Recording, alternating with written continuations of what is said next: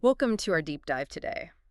We're going to be exploring uh, the very interesting world of women's health and wellness. Okay. And we are going to be going way beyond the surface level, Right. the old eat your veggies and exercises stuff, Sure. and really looking closely at a conversation between two podcast hosts Okay. who go into some, really interesting aspects of this. Yeah, I think what was so compelling about their discussion was how they tackled the issue of women's health concerns being, dismissed or misunderstood. Yeah. And it's a problem that unfortunately so many women experience. Yeah, and it's like this preconceived notion that women are overly sensitive or that their pain is somehow less valid. Exactly. And they brought up some really powerful examples like PCOS and endometriosis. Right. These conditions can be incredibly debilitating, but they're often misdiagnosed or the symptoms are just minimized. Right. Can you imagine struggling with excruciating pain, irregular periods, difficulty conceiving only to be told it's all in your head Yeah. or that it's just normal period pain? It's so disheartening and frankly dangerous Yeah. because, that kind of dismissal prevents women from receiving proper care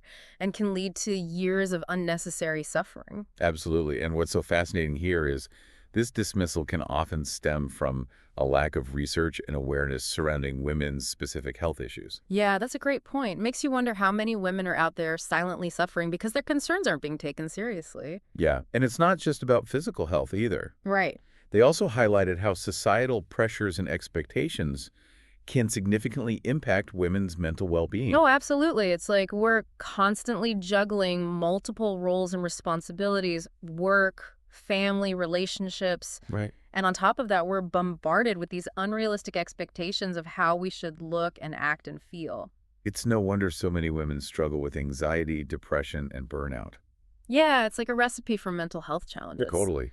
And what's interesting is they pointed out something that I think we're all guilty of at times, prioritizing physical health over mental well-being. Yeah. It's like we've been conditioned to push through and ignore our emotional needs. We're expected to be superwomen capable of handling everything without showing any signs of weakness. And that can be incredibly damaging in the long run.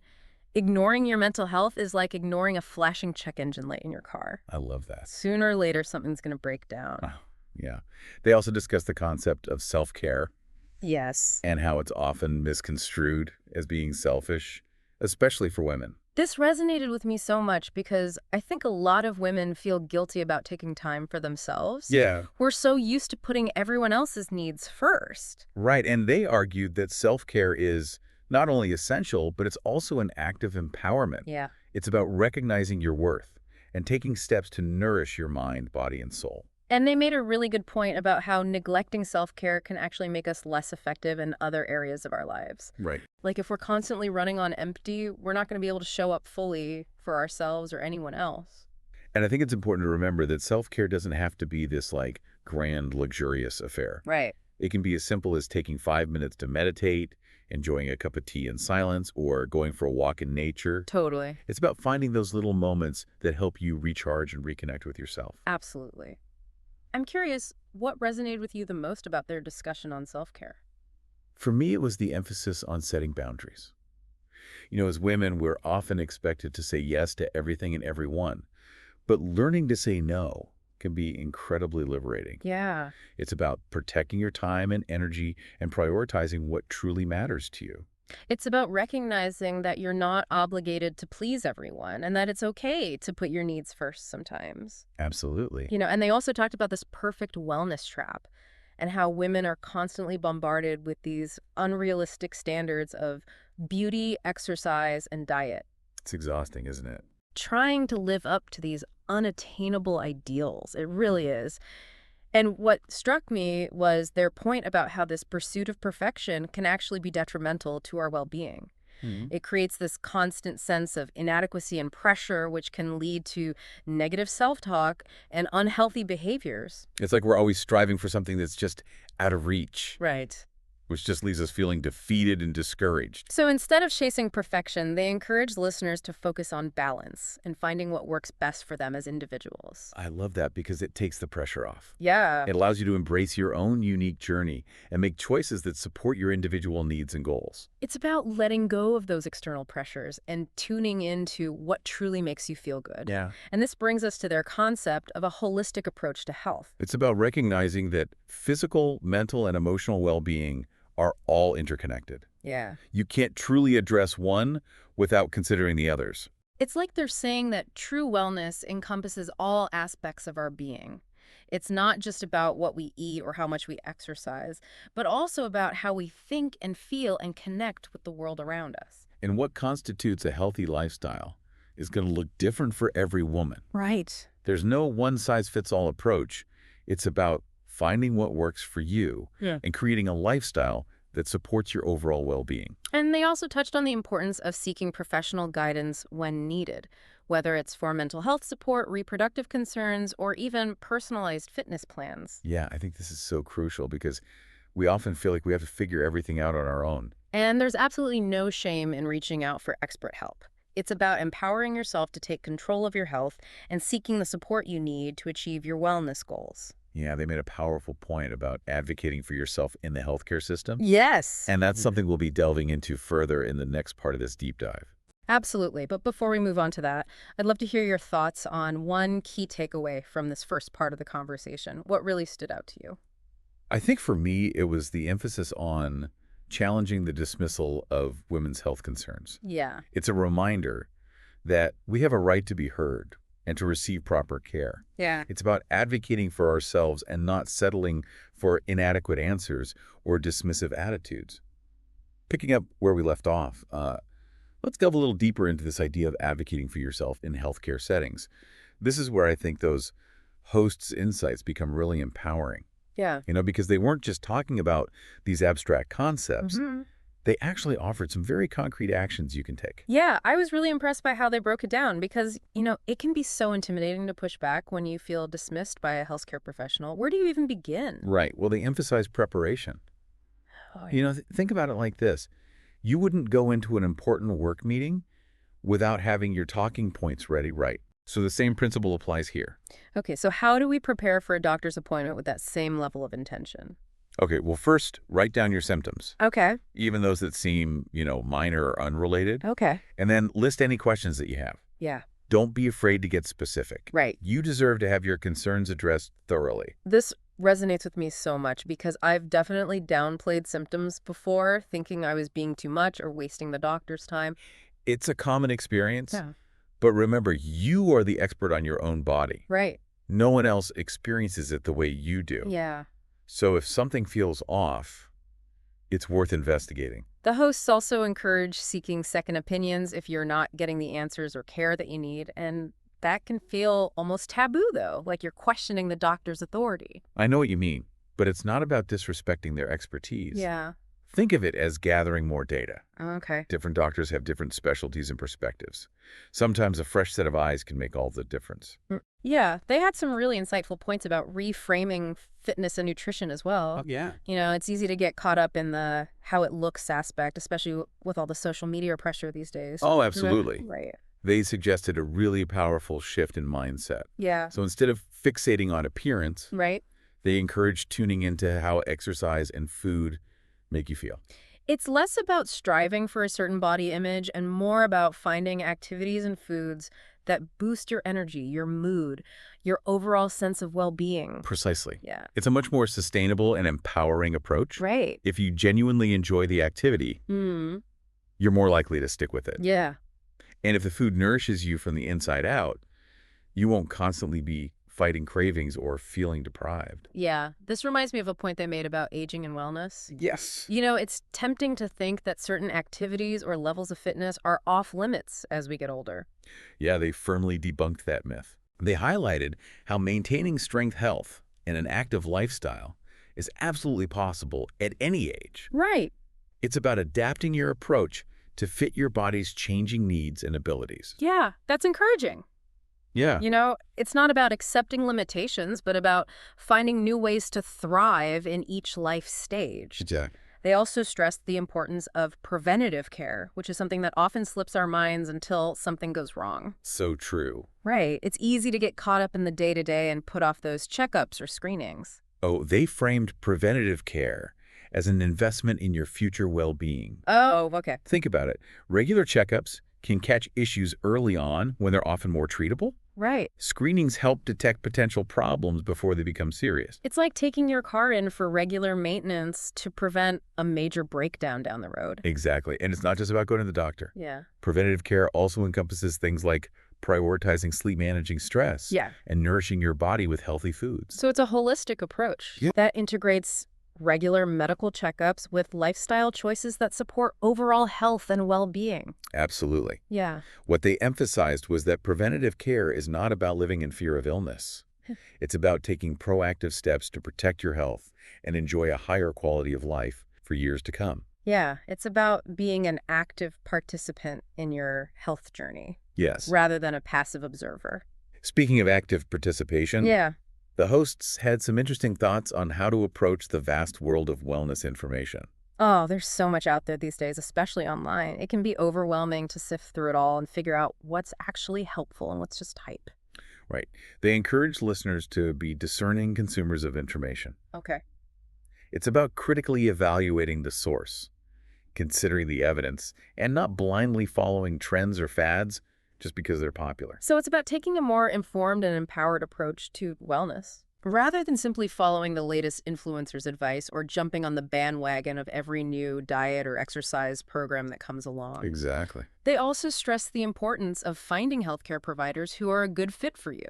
Such an important point. You know, Yeah. because it's not just about finding someone who's qualified, but also someone who listens to you, respects your concerns, and understands your individual needs and goals. Right. They offered some practical tips for finding a provider who aligns with your values and preferences. Okay, like what? Well, for instance, they suggested asking for referrals from friends or family members whose healthcare experiences you trust. Oh, that's a great idea. It's like getting a personal recommendation based on firsthand experience. Exactly. They also encourage doing some research online, checking out provider profiles and reviews, and even scheduling a brief consultation before committing to a particular doctor or clinic. Yeah, it's about taking the time to find someone you feel comfortable with, Right. someone you trust to guide you on your wellness journey. They also talked about the importance of not being afraid to ask questions, Yeah. even if they seem basic or silly. Oh, yeah. I think we often hesitate to ask questions out of fear of appearing uninformed or judgmental. Right. But the hosts emphasized that asking questions is a sign of strength, not weakness. Right.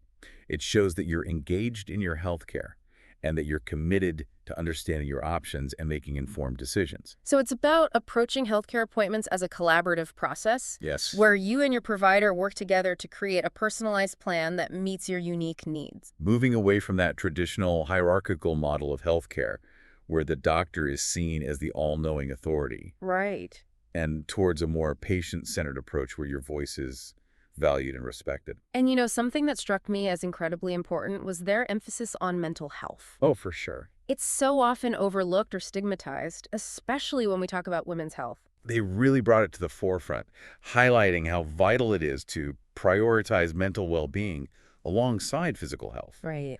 They pointed out that societal expectations, gender roles, and the constant pressure to do it all can take a significant toll on women's mental and emotional health. They encourage listeners to be mindful of their mental health, to pay attention to any warning signs of stress, anxiety, or depression, and to seek professional support when needed. Yeah, they normalized the idea of seeking therapy or counseling, framing it as a form of self-care and empowerment Yeah. rather than a sign of weakness or failure. It's about recognizing that mental health is just as important as physical health, and that there's no shame in asking for help when you need it. Right. And they offered some practical tips for managing stress and promoting mental well-being, Okay. such as incorporating mindfulness practices into your daily routine, spending time in nature, and engaging in activities that bring you joy and relaxation. It's about finding those things that help you de-stress and recharge, whether it's reading a good book, listening to music, spending time with loved ones, or simply taking a few moments for yourself to breathe deeply and quiet your mind. They also stressed the importance of setting boundaries, saying no to things that drain your energy, and prioritizing your own It's needs. so crucial. Yeah. It's about recognizing that you can't pour from an empty cup and that taking care of yourself is not selfish, it's essential. They encourage listeners to cultivate self-compassion, Yeah. to be kind to themselves, Yeah. and to recognize that they're doing the best they can with the resources and energy they have available. It's about letting go of perfectionism and embracing the idea that you are worthy of love and care just as you are. They also highlighted the importance of connecting with others, finding your tribe, and surrounding yourself with people who uplift and support you. Yeah, they talked about how community and connection can be incredibly powerful for mental and emotional well-being. Yeah, it's about having people you can turn to for support, encouragement, and a sense of belonging. They also suggested seeking out online communities or groups if you're struggling to find that support in your immediate circle. Right. It's about recognizing that you don't have to go through this alone. Yeah.